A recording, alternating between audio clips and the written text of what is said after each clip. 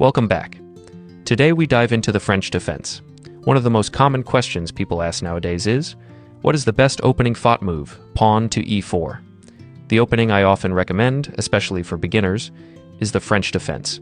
You may wonder, why not push the pawn forward to a5, which is the most common response? Well, pawn to a5 is indeed the main line, but the drawback is that black must be prepared to face many sharp attacking openings and gambits from white. The main weakness in black's position is the pawn on f7, which is defended only by the king. This square becomes the quickest target for white to launch a dangerous attack. White can do this in several ways, bringing the bishop out to c4 in the bishop's opening, playing knight to f3 and then jumping to g5 to threaten the fried liver attack, pushing pawn to f4 to enter the king's gambit, or even going for central gambits with pawn to d4 and related lines. In short, after pawn to e6, black must know a large amount of opening theory to safely navigate through all these aggressive systems. That is exactly why the French defense is such a practical and reliable choice. When you play pawn to a6, you immediately shut down all those attacking possibilities. There is simply no quick assault that white can launch, at least in the opening stage, so you are perfectly safe. Moreover, on the very next move, by playing pawn to d5, you firmly challenge the center and completely block the diagonal toward your king. This pawn structure acts as a solid barrier, making it impossible for your opponent to develop the light-squared bishop aggressively in that direction or to generate any fast attacks. Now, there are a couple of ways for white to respond to the attack on their pawn, but let's stick to the main variation, knight to c3. This is considered white's strongest move, as it both defends the pawn on e4 and puts pressure on the center.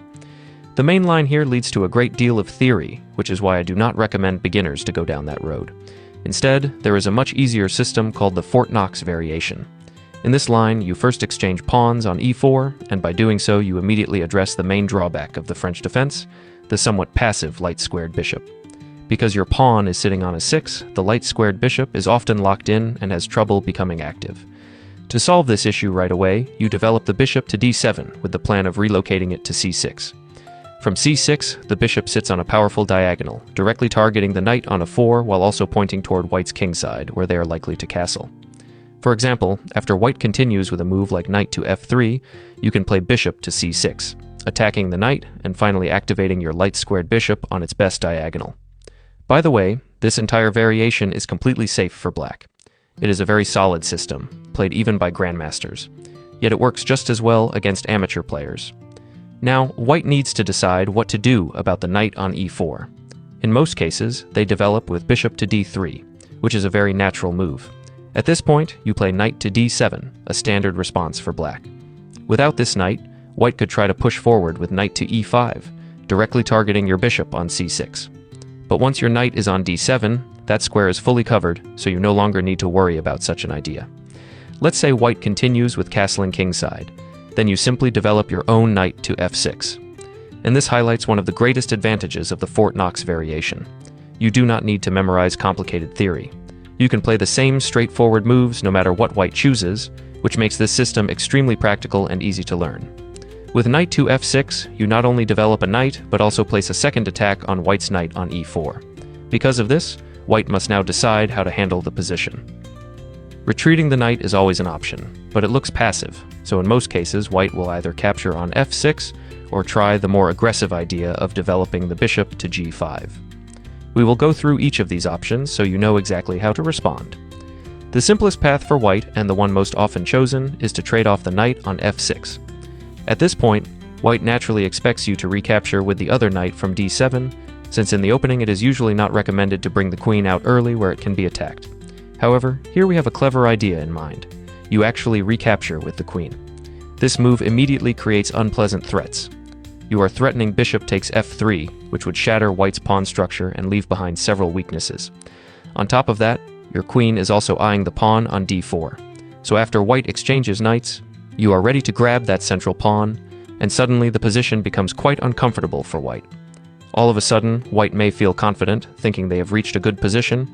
However, this is where unpleasant surprises await them.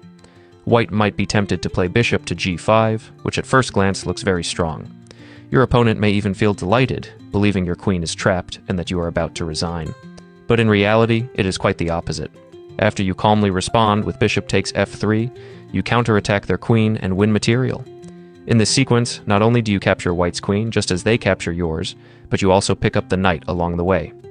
This small but decisive difference leaves you with 2 minor pieces against 1. In other words, you emerge with an extra knight. Since the position leads into an endgame where white has no attacking chances, you can confidently convert your material advantage without difficulty. So, in the main position after knight to f6, you suddenly bring your queen out, putting unpleasant pressure on white. Quite often, your opponents will respond with bishop to g5. At first, this looks like an aggressive choice. They do not want to defend passively, so they pin your knight to the queen, adding pressure. It looks strong, but in fact, it is a serious mistake for white. That is one of the reasons I like this variation so much. In fact, I first discovered it the hard way. I once faced the Fort Knox variation as white, lost the game without understanding why, and only later studied it to realize how powerful it actually is for black. Since then, I have adopted it myself. Now, when white plays bishop to g5, you simply respond with bishop to e7, calmly neutralizing the pin. At this point, you are completely safe. What makes this even better is that you do not mind exchanging pieces here. Because black's position is a little cramped, trading off some pieces actually helps you gain more breathing space. So if white begins exchanging bishops, you welcome it. After bishop takes f6, your queen recaptures, again jumping out actively and creating the same threats we have already seen, pressure against the knight on f3 and the pawn on d4. This often makes white uncomfortable. The most common reaction is pawn to c3, defending the pawn on d4. But now comes your main tactical blow. Bishop takes f3, wrecking white's pawn structure and leaving them with long-term weaknesses. It is actually better for white to trade queens in this position. If they keep the queens on the board while exposing their king, that king will become extremely vulnerable to your future attacks. By exchanging queens, white at least avoids direct threats to the king, although their pawn structure is ruined. In the resulting endgame, while it is harder for you to attack the king directly, you can now target the numerous weak pawns that white has left behind. At first glance, the position may seem fine for white, but it can deteriorate very quickly. For example, after you move your queen away, one additional benefit is that you may castle queenside, which often works out very well. Now, no matter what move white chooses, your main plan is to attack the weak pawns. To do this effectively, you want to open some files. Playing pawn to c5 is the key, aiming to trade pawns and create yet another weakness for white. If white captures, you recapture, and suddenly your rook on the open e-file becomes very active, already generating threats. Meanwhile, your knight is also attacking white's bishop, forcing it to move. After the bishop retreats, your pieces quickly infiltrate. You can place rooks on the 7th rank and double them along the d-file, where white's weaknesses pile up. Even though it looks like just an endgame, white's position is actually lost here because you are relentlessly attacking all of their weak pawns, while white has no real counterplay. Thanks for watching this video. If you enjoy this, don't forget to like, share, and subscribe for more powerful chess defense.